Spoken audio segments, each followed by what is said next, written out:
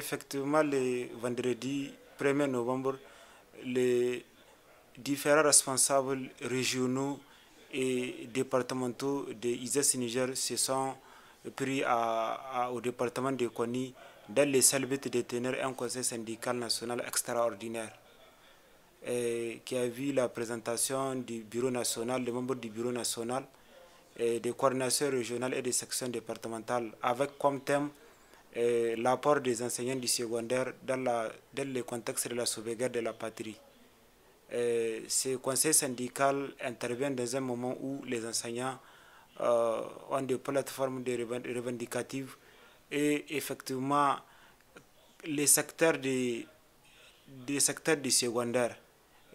qui concernent ISES Niger, nous avions estimé qu'il faut élargir. L'objectif principal, l'objectif phare était d'élargir pour que les enseignants du primaire soient intégrés au niveau de ISES Niger. Et lors des travaux,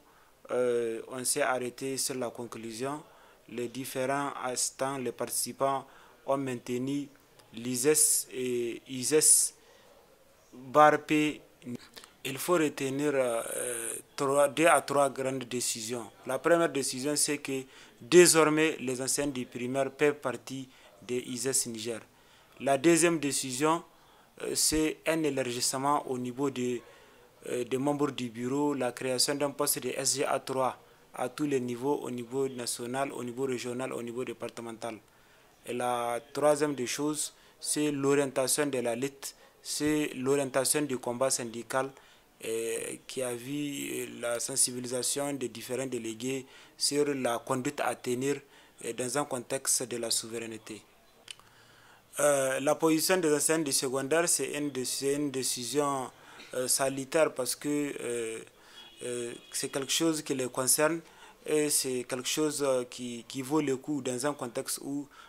il faut être motivé, il faut s'engager, il faut une détermination, il faut faire des propositions pour qu'on puisse aller de l'avant en proposant quelque chose aux bennes. Parce que si les bennes convoquent une instance, il faut que les enseignants s'approchent pour donner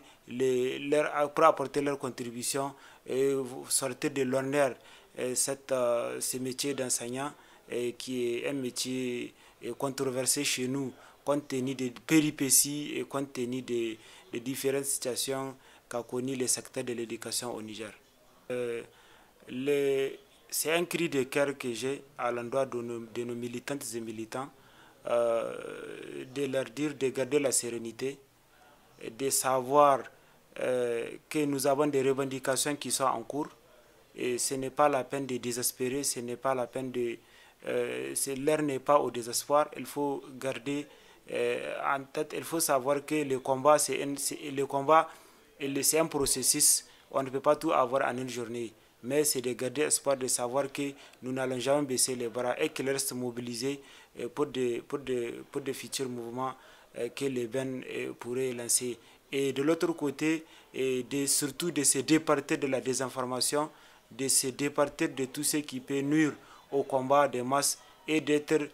surtout d'être unis et de rester mobilisés autour du bureau national.